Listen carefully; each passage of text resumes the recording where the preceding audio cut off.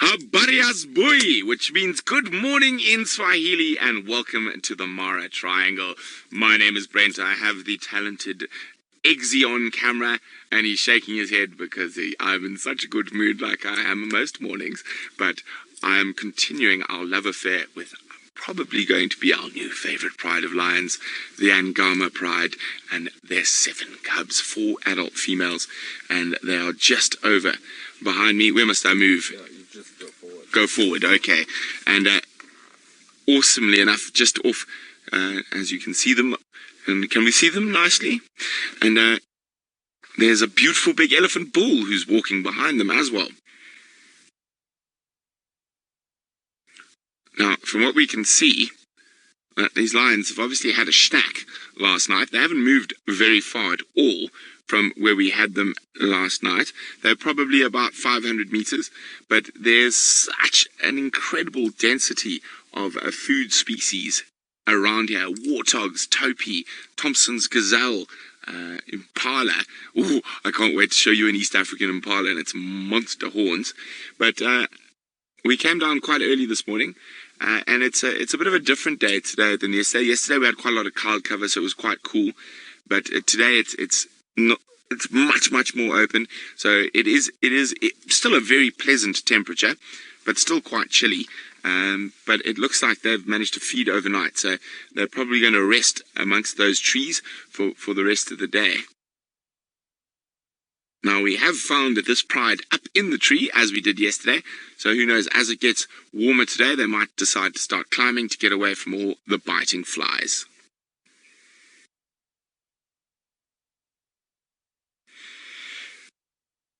Well, a wonderful habari asubuhi, Shelley.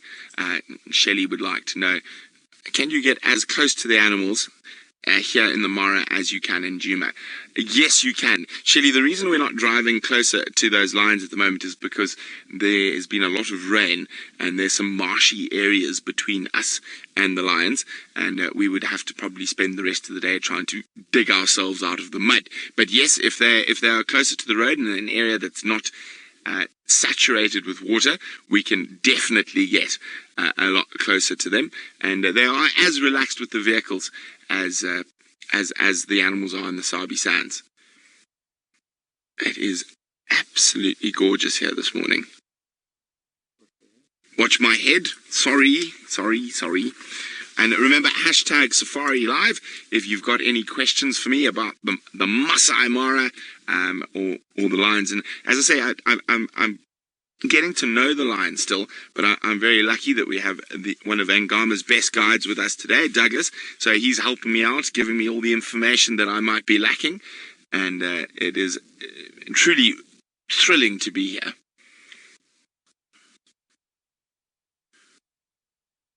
And I'm quite sure we're going to be seeing these lions hunted sometime. I was chatting to Douglas a bit earlier, and he says, wait for July when the wildebeest arrive. And there is murder and mayhem going on everywhere.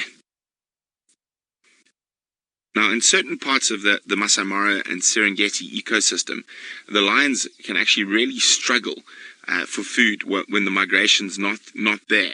But one of the most incredible things about the area we operating in the Mara Triangle is that the resident animal species here are here all year round, and there's a lot of them, as you saw yesterday.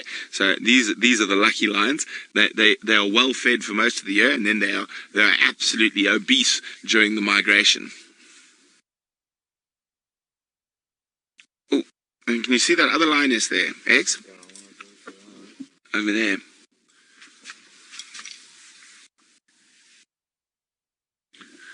Hi, Jeffrey in Texas. Jeffrey would like to know, do these lions actually rest in the tree?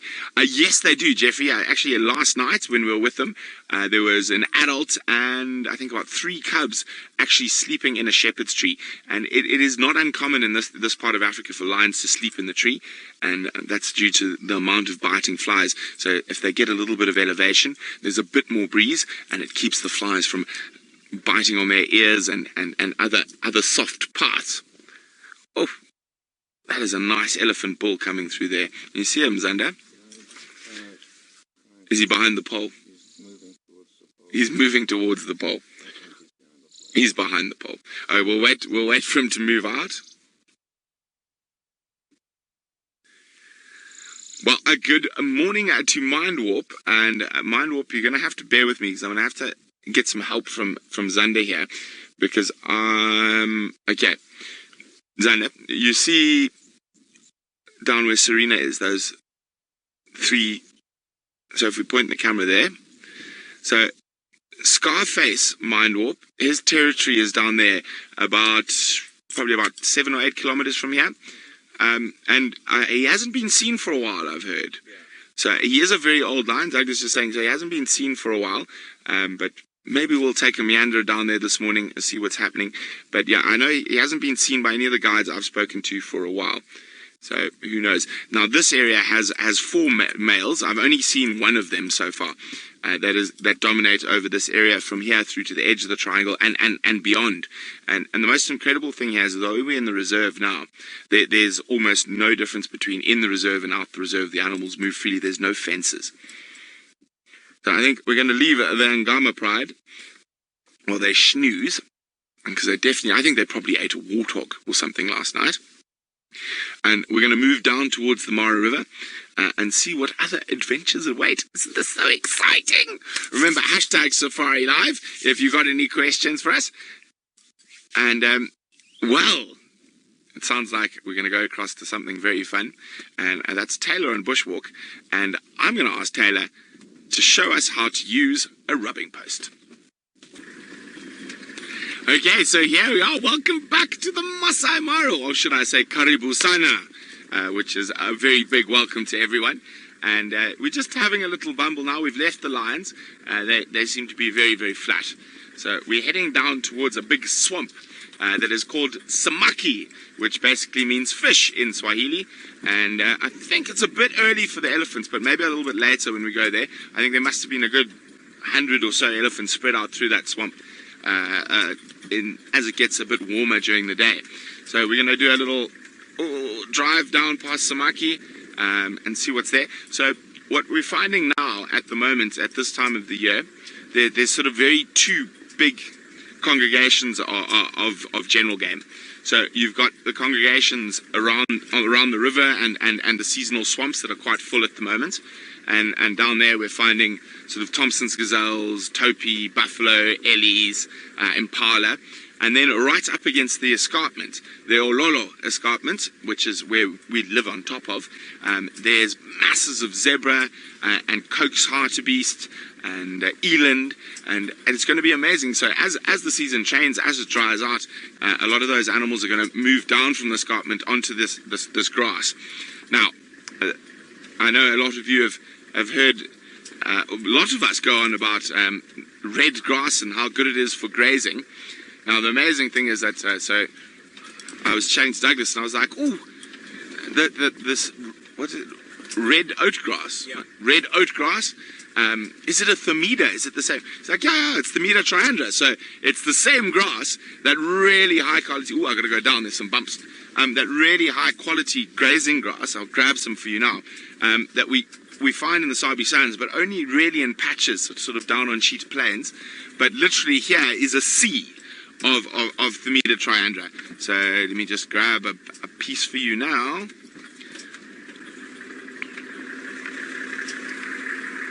There we go. Now, it is possibly one of the most dominant grass species that we're seeing in the Masai Mara. And of course, I'm only talking about it because it's probably the only grass species I know. I've got to learn all my grass still. But there we go. Themida triandra, Natal red grass in South Africa, but called red oat grass here in Kenya. And it is a very important thing. And the amount of it that's here is why we have this absolutely incredible amount of wildlife. And you know what? It tastes good as well. Okay. I'm going to chew my Themida while we head towards the Samaki swamp.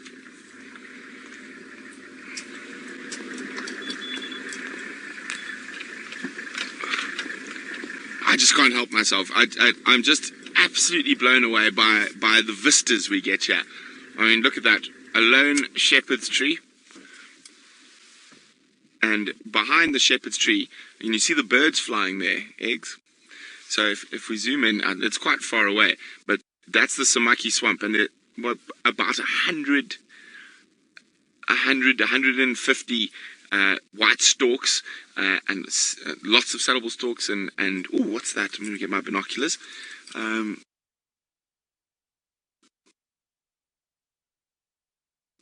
No, there's lots of waterbuck. We're going to have to get closer to the waterbuck because they're different species to the ones we get in the Sabi Sands. We're all quite now, but it is incredible. So Rick's asking, is the Mara all open?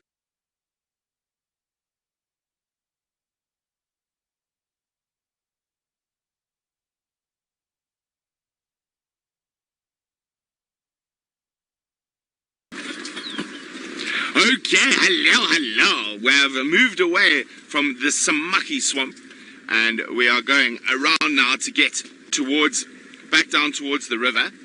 And I think while we meander through the grasslands, while we're on our way down towards the river, I'm going to try to find some new bird species. So I said, I've been very good. I haven't started my bird list till I could start it live with you. So the first bird on the bird list was, of course, the crowned crane. The second bird on the bird list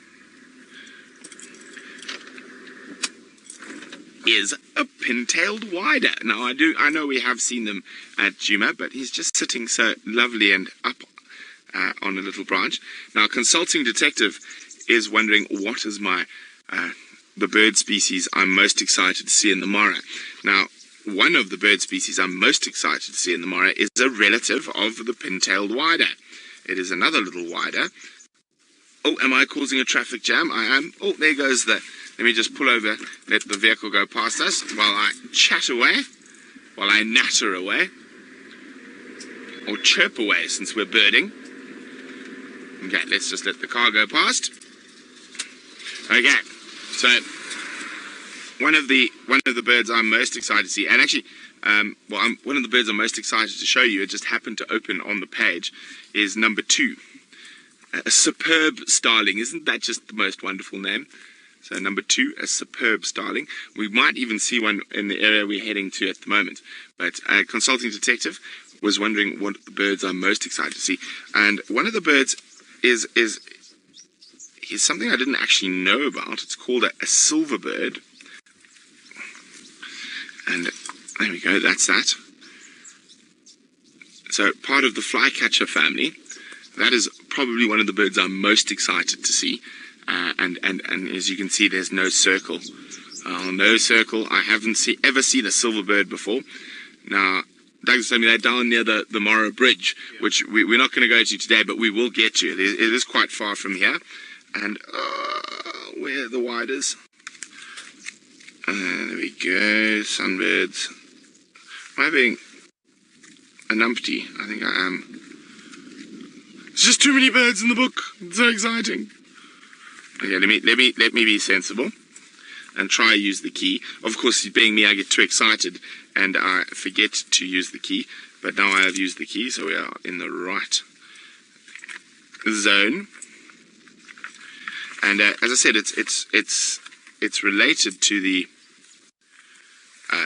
pin-tailed wider. There are 2 that I'm very excited to see while we're here.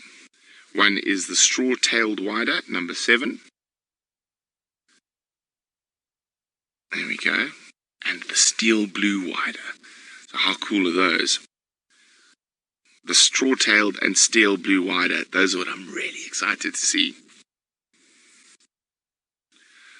Hi, Christine. Christine's wondering whether secretary birds are found in the Mara. And yes, they are, Christine. And hopefully we will see them. And there's another bird that I've seen twice, but when we were quite far to the south on our way to a meeting, that we haven't managed. Well, we might see it today, but I've chased after them. Or the report of one at Djuma, which was the Kori bustard, and there are quite a few Kori bustards around. We also got to look out for Denham's bustard, and of course one of our favourites also occurs here, which is the black-bellied bustard. So, as you can see, we're in this absolute sea of grass at the moment.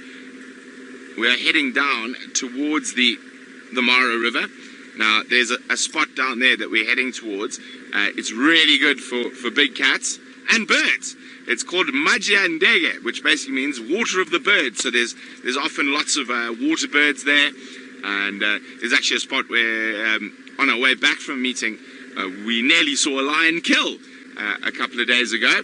And it's so amazing. It just like all blurs into one. I think, when did we arrive, Eggs? On the 1st. Yeah.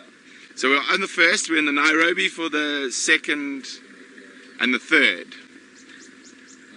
No, I came on the 2nd. Oh, I mean, it's all just this amazing blur of excitedness. I mean, that's not a word, but I'm making it a word today. But yeah, so it's just incredible. And every morning, literally, we get up and going, what are we going to see today? It's so absolutely wonderful. Oh, where's he gone? I can hear him calling. A rufous-naped lark. I can hear him calling. Ah, there he is, on the right, sitting on the bush. Now, there's lots of pipits and stuff, but I haven't quite got them.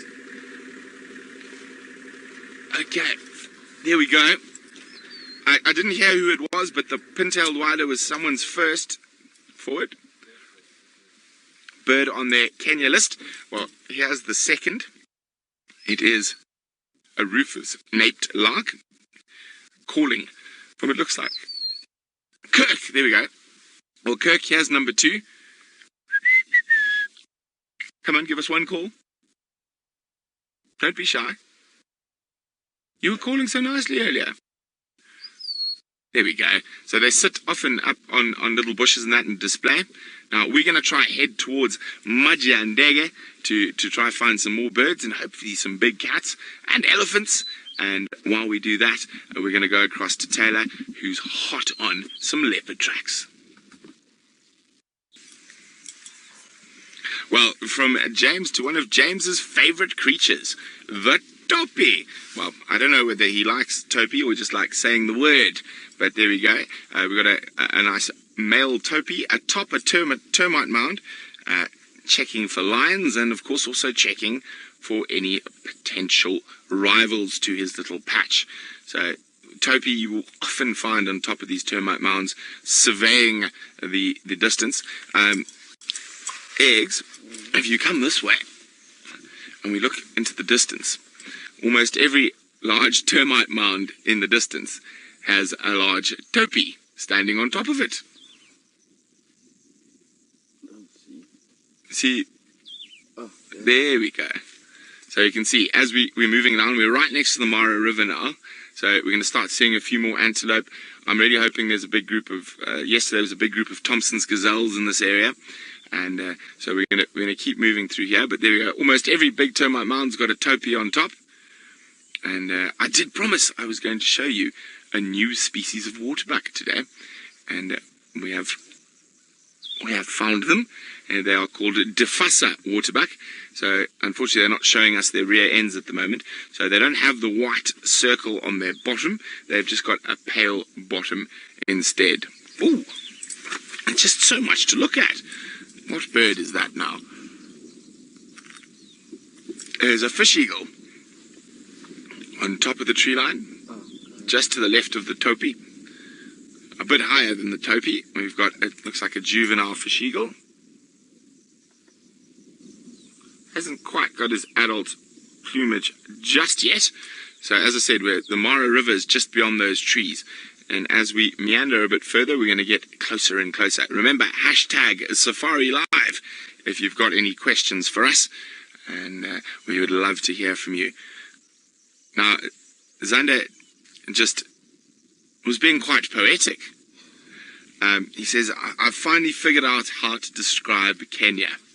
And I was like, okay, Eggsy. Oh, there we go, calling.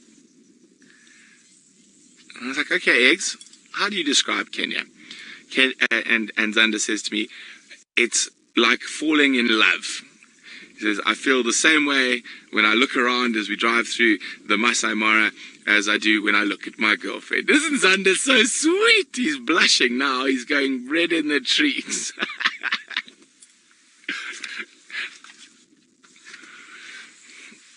Hi, Shannon. Shannon's wondering, are there wild dogs in this area? They're seen very, very rarely. I think twice in the last 5 years. But in the north, on the other side of the river, they're seen a bit more frequently.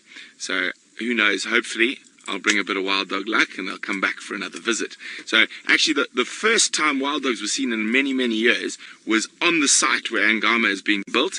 And then the next time they were seen was just below Angama. So if we're going to see them, it's going to be close to home. Okay, so let's just go a little bit further forward. And as I said, we're right up against the river now. So we're on the floodplain. And that area where you saw the water back, that's actually an old Mara River bend. So the river has changed its course. It's quite a young river with very steep banks. So it's sort of constantly changing every year, depending on the rain, as it cuts away at the banks. I'm trying to see. Ooh, no, it's flying too fast. But as I say, we're getting into this area. We're going to see a lot more antelope now, and of course where there's antelope there's always a good chance of predators, but also we should be seeing quite a few more birds. Let's just jump up here now.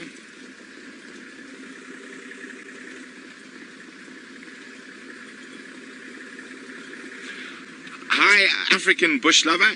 African bush lover is wondering, will we be venturing into that wooded area? We'll venture around the edge of it.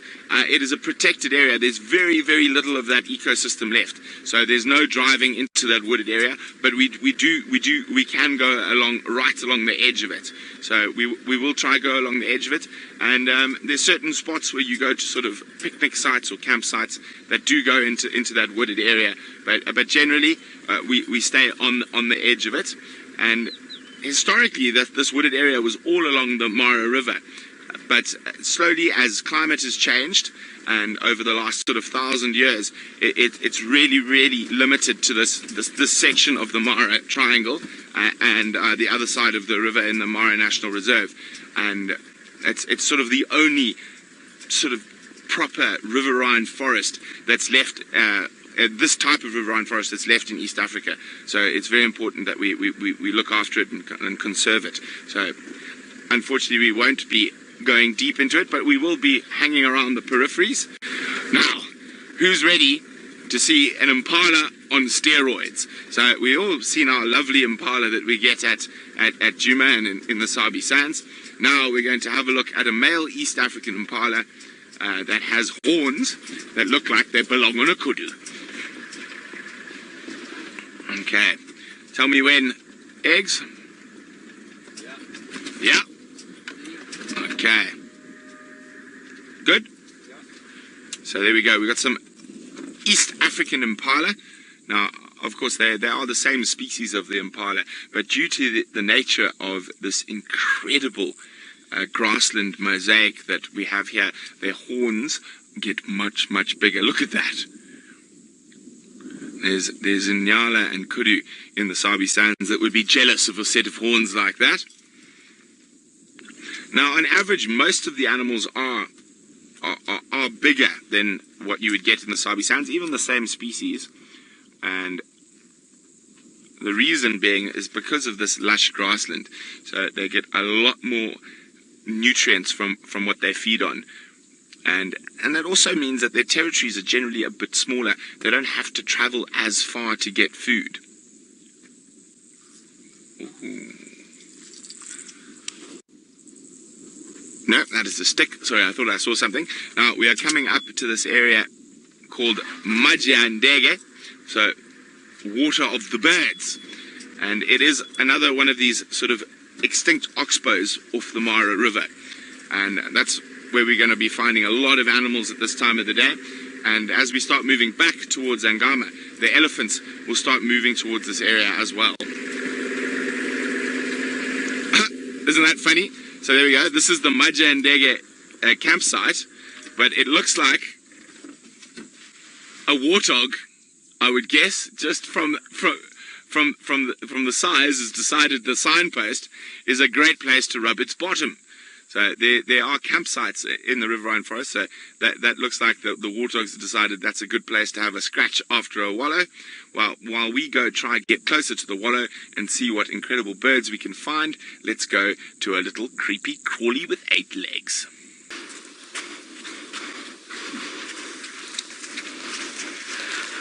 Well, we came looking for birds at Majandege, the place of water birds, but the winds picked up a bit, so the birds are not really here. But we have a lovely little group of buffalo, and I'm just going to move a little bit because there's a buffalo calf. I think for some reason, since we've been here in Kenya on the last 2 drives, we have seen the cutest buffalo calves ever. We had the one with the milk moustache last night.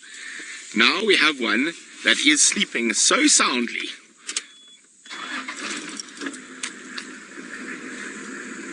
Look at that. How's that, Eggs? That buffalo calf is fat, happy, content, and fast asleep.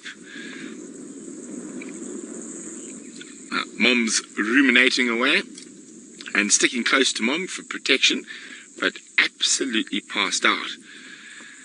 Now, when we look at buffalo bulls here, you might notice a little bit of a difference between the ones that you see commonly in the Sabi Sands and the Greater Kruger. I'm just going to move forward. So, actually, we've got a perfect example here. Let me go like this. So, if we look at that furthest buffalo there, Xander, now you can see short horns, but with quite a deep curve.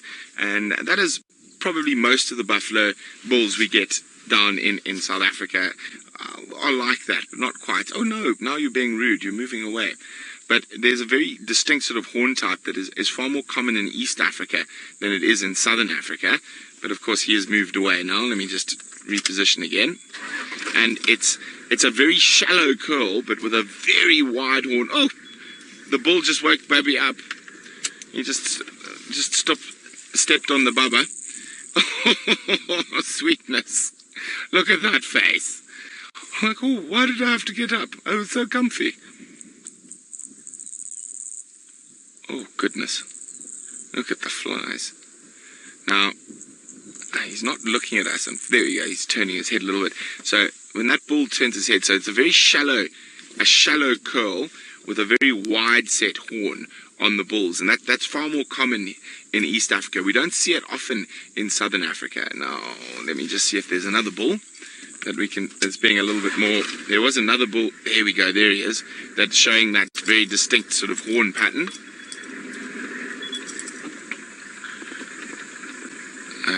Okay. Where's he gone? There he is. Oh, look at that face. Well, Kirk's wondering where the oxpeckers are. Well, Kirk, can you get the bull? One with the oxpecker on his nose, and Kirk was wondering. He's behind. He's gone behind a little one. Let's just go forward a bit more. Yep. So there's that very distinct sort of East African bull horn structure that is very, very common in East Africa, but very uncommon in Southern Africa. Now, where'd that oxpecker go? Have you got him? And so there's both. Is it a red-billed or yellow-billed? You don't have the oxpecker. Yeah, we get both. They're both species here, with yellow-billed being more common. Yellow. Yeah, so there we go. Sorry, I can't see from here. So yellow-billed oxpecker. So we've seen both species, but more commonly we've been seeing yellow-billed, and particularly on buffalo and zebra, we've been seeing a lot more yellow-billed oxpeckers. Now, this is a small satellite herd. There's probably about 30 or 35 of them. Now, in the distance, in the area where we're heading towards, there's a herd of about 200-300. And I think they've just broken off and come down for a sort of little wallow down next to the river. And I think they will head back to join the big herd at some stage, which is probably about 2-3 kilometers from us. Now, this is a different big herd from the one we saw yesterday.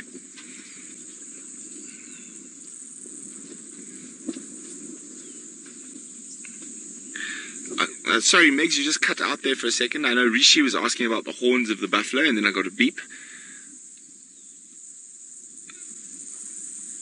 And you can see all the flies, an incredible amount of flies. And that's why the lions like to sleep in the trees around here. There, Rishi is commenting that the horns of the buffalo do look very different. And as I said, you will find some horns that are similar, but the East African bulls generally have this sort of very shallow, wide, and it's quite impressive. It's stunning to look at. And it looks like someone has decided that it's time for the herd to move on. Now, I've got a quiz for everyone. So, from these buffalo, I'm going to head across to a triple skirchie. And I want to know if anyone knows what I'm going to look at. I'm going to look at a triple skirchie next. So if you know what a triple skirchie is, hashtag Safari Live, and send your answers through. I'll be very impressed if you guys can get it. So what is a triple skirchie? And we're going to, as the buffalo move around, we're just going to turn around. Oh, hang on. What's happening there? I think it's Topi chasing Topi up ahead, Zander. So it looks like there's a bit of showmanship or gamemanship going on between those Topi. You got them? Yep. There you go, running off in the distance. And it's just absolutely mind-blowing, the distances we can see here. Okay, let's head towards... Oh, before we move, I'm sorry, there's just so much to look at. Sorry, Zander, I'm making you do the 360 dance today. We can see the back of a Arathusa waterbuck, and I said you can see they don't have the white ring like the common waterbuck that we get in the Sabi Sands. They've just got a big white blotch on their bottom. So there we go, the Arathusa waterbuck. Now, before I get sidetracked again, let's keep moving towards the triple skirchie.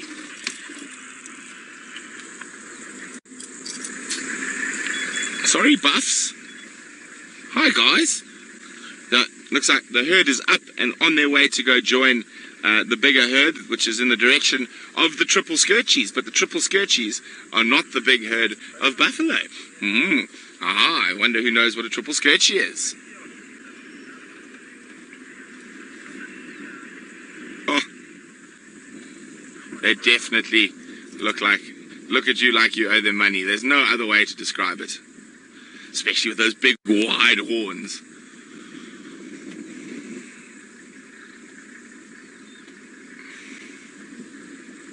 Bye, buffs.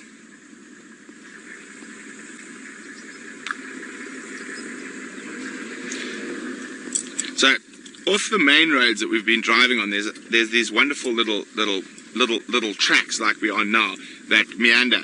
And I know we were asked if we could go closer to the forest, so that's what we're doing.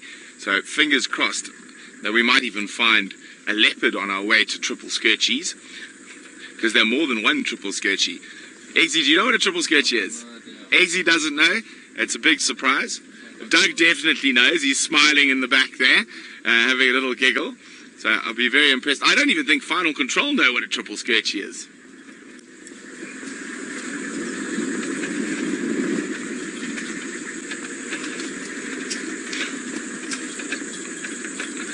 This is going to be a good area for leopard. So as we come across to along the Mara River, along the edge of the tree line, this is going to be a good spot. So we're going to keep checking. It's going to take us about, well, it depends. We can go a bit faster, about 5 minutes to get to triple skirchies. I just like saying that word. I think more than anything else, triple skirchie. Zander, sing it. Triple skirchie. No, that's not singing, Zander. It's rapping. Oh, sorry, Zander.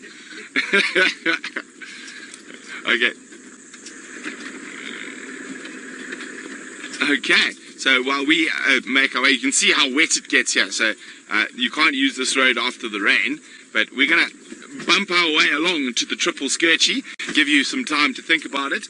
While we do that, let's go see what feathered friend Byron has marching down the road.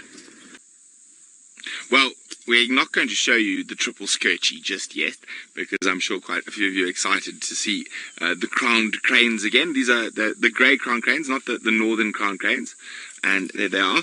And in with them is a spur-wing goose. And a little bit to the right is a whole hobble of Egyptian goose. So there we go. A nice sort of 3 birds in one fowl swoop at Maja and Dege. And in the distance... Oh, can we still see them? There's some woolly neck storks as well. There's about 400 buffalo behind them, including one right there.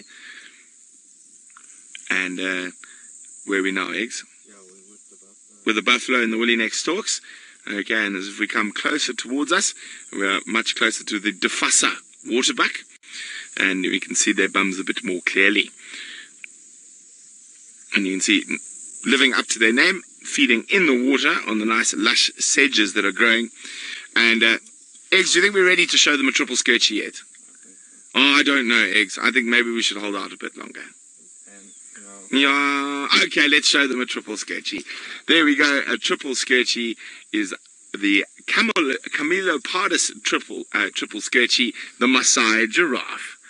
There we go. There's 1, 2, 3, 4, 5, 6, 7, 8, 9 that I can see, and I'm sure there's a few more still in the tree line.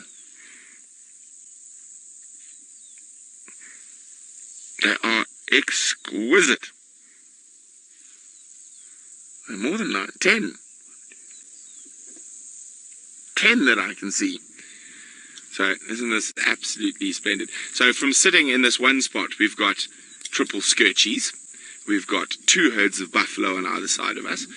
We've got probably, there must be about 25 waterback crown cranes, and I'm trying to see, those Tommies should be around here quite close. So let's go see if we can find those Thompson's gazelles. They should be about a minute away, and we can probably see if there's any more birds at the other section of Majandege. Living up to its name, Water of the Birds.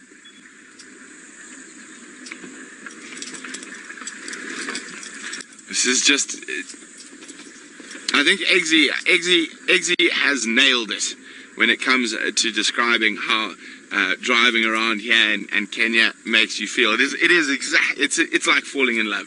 And well, I think I've already fallen. I'm head over heels with the Masai Mara. I don't think I could be caught. But yes, Eggs, you're very poetic today. Okay, so those Thompson's gazelles are normally just past here. Now, I was chatting with Douglas about the impala here. So our impala the impala at Djuma are very, very set in their rutting season and their breeding season. Now, due to the nature of the fact that there's so much food here, and it's also one of the reasons why those impala have those really massive horns, is that they're sort of almost on steroids, and the impala will mate and give birth throughout the year. So you can see baby impalas at any time, really. So it's not a set season. Eggsy, where are the Thompson's gazelles? Hi, Justin. Justin's wondering whether we've named the vehicle yet. Justin, we haven't. This isn't our vehicle. We have been kindly lent this vehicle from Angama. And so we haven't named it yet, but the tech vehicle is named Chitwa. Oh, there's a great white egret. You see it? And we haven't, and the other vehicles have been named, but I'm not sure of all their names just yet. Now, I'm just going to sit up quickly. I don't know. I mean, of course, because I said the Thompson's gazelles were going to be here, today is the day that they are not. Let's have a quick look with the binos. They are quite short. Sometimes they disappear into the grass.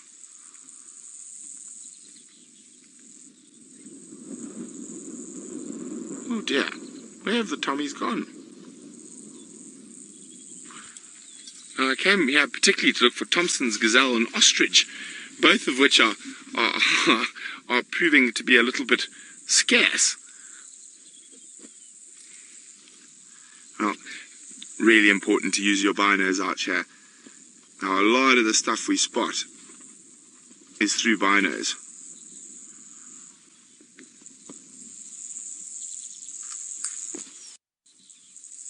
Okay. Oh, is that where the Tommies are? There's impala. Okay, well, we're going to go a little bit further on down the road. There's that big herd of buffalo coming up on the right. Now, this particular herd has been here, well, every single day that I've driven down this part of the triangle. The big herd of buff have been in this area, not moving far. So, and you probably find that big herd we saw on the northern side yesterday will also stay in that area. There's no need to move the big distances like the Sabi Sands herds. Here we go. So they start from over here and they just keep going. So I'm going to just drive opposite them. Look at that, isn't that amazing? There must be about 400 or so.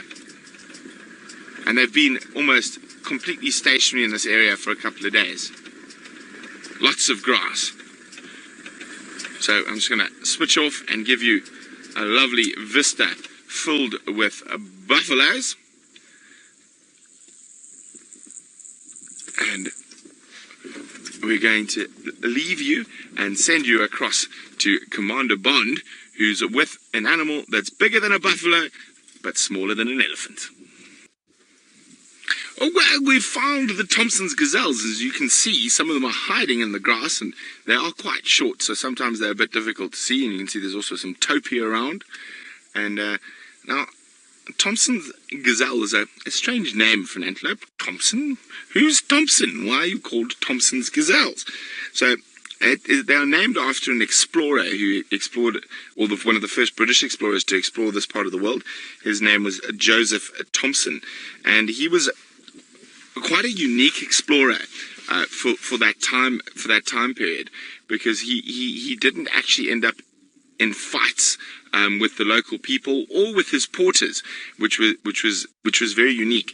And his motto while exploring Africa was that he who goes gently goes safely, and he who goes safely goes far, which I think was probably a lot beyond his years. So that's where the Thompson's gazelle gets their name from. Joseph Thompson, he was a Scottish geologist and explorer.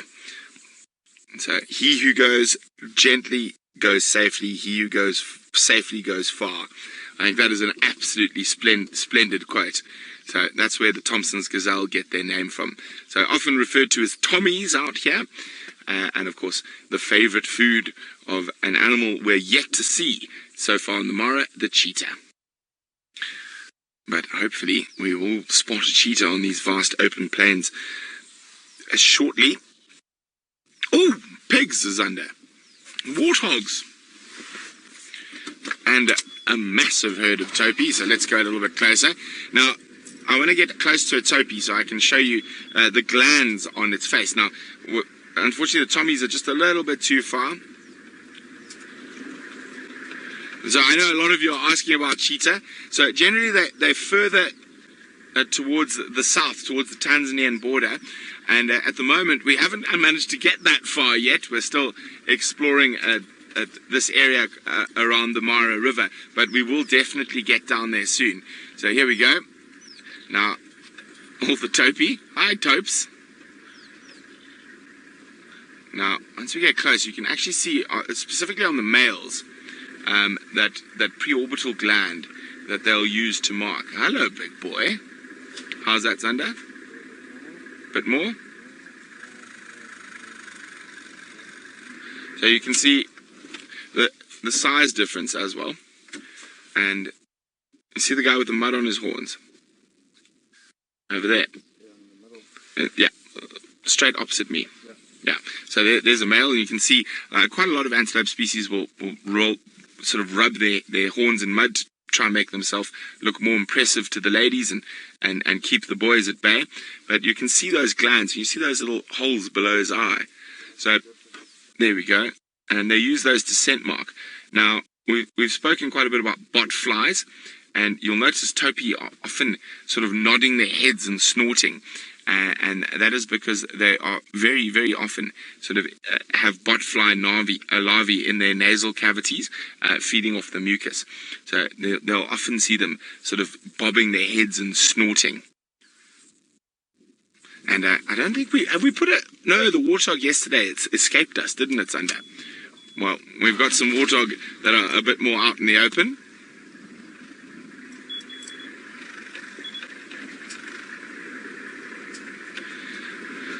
Oh, Monique saying those pointy horns look sharp. Indeed they are. And is there a rutting season for topee? Yeah, there is a rutting season. When is it? Sorry? That's November. November. So Monique, we'll be seeing the male topee use those sharp horns in November when they rut, and they give birth later in the year. But so you can see that actually the youngsters are already quite big. But there's some pigs. Hello, water pigs. Now, there are an obscene amount of warthogs in this part of the world. So Douglas was telling me about an area we drove past yesterday called the Graveyard. Now, I assumed it must be because the lions kill lots of things, but it's not actually. It's a car graveyard because there are lots of warthog holes there, and many a car has come to an end there. Now, birders, are you ready? Zander, are you ready? Ostriches! Big flock of ostriches in the distance. You see, you got them. So that's the two things we came to this particular spot to look for were ostriches and Thompson's gazelles. So we've managed to get both. How exciting. What are you snorting at? Just snorting at each other.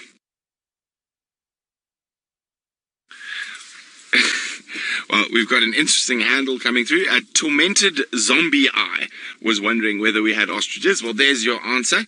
Indeed we do. Oh, it is just too beautiful. Beautiful here. And just an incredible amount of species and number of animals that we're seeing at the moment.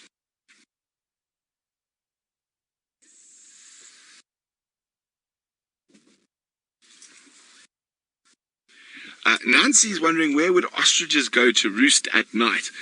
Nancy, well, what they do is they'll just settle down in an open area and they'll lie down on the ground. Of course, they're unable to climb trees. They're designed for high speed. They can do over 60 kilometers an hour.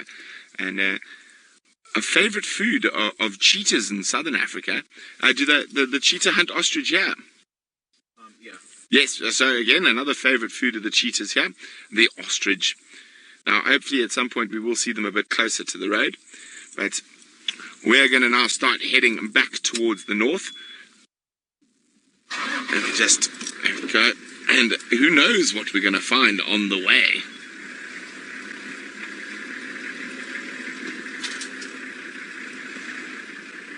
Oh, I've got a feeling we're going to see a lion.